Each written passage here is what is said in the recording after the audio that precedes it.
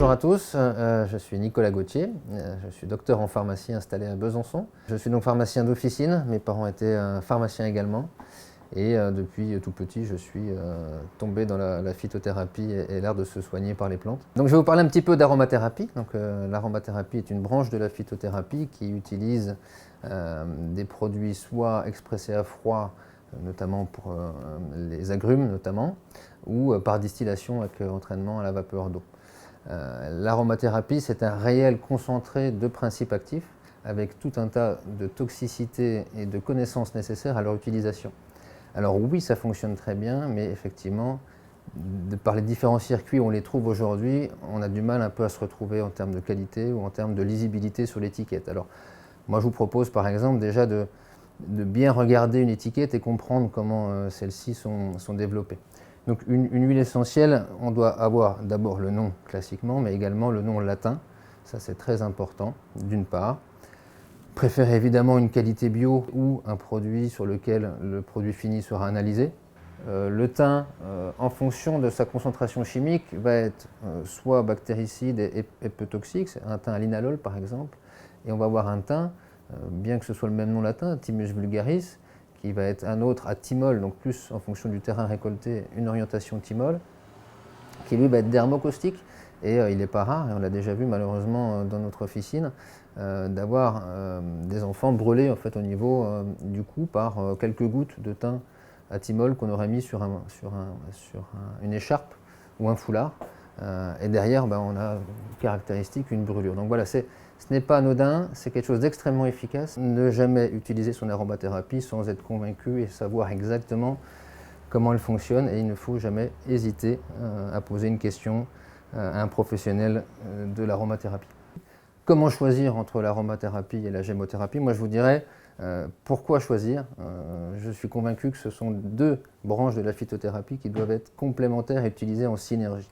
La gémothérapie, ça va être, on va utiliser le bourgeon ou la jeune pousse ou la radicelle de la plante, donc plutôt des arbres ou des lianes qu'on utilisera en gémothérapie, mais on va utiliser ces jeunes pousses que l'on va faire macérer dans un mélange alcool et glycérine et eau pendant 3 semaines.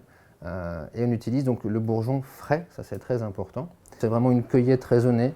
On a des chartes avec les cueilleurs de prélèvement.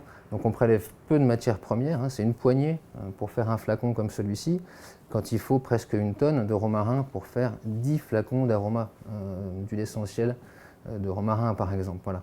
C'est une démarche qui est en gémothérapie beaucoup plus holistique, c'est-à-dire qu'on va traiter l'individu dans sa globalité, et c'est ça qui est vraiment intéressant. Action régulatrice, action d'harmonisation sur une sphère plutôt que sur une partie bien définie du corps. Et c'est pour ça que cette démarche, on va dire globale, est extrêmement intéressante et extrêmement complémentaire de l'aromathérapie. La gémothérapie, c'est se réapproprier le soi, se soigner soi-même, s'écouter. Par exemple, en gémothérapie, le tilleul qui va calmer certains, mais si certains sont excités avec le tilleul, c'est qu'on est en surdosage. Donc il faut absolument s'écouter, et j'aime beaucoup la gémothérapie parce que c'est laisser aux patients l'opportunité de se réapproprier leurs soins, s'écouter eux-mêmes au plus profond de ce qu'ils sont. Et derrière, l'aroma va faire des shoots pour nous aider. Mais le traitement de fond, derrière un symptôme, il y a toujours un problème de terrain, et la gémothérapie va venir nous aider et soutenir le terrain. C'est typiquement une jeune femme qui va venir, j'ai des règles douloureuses.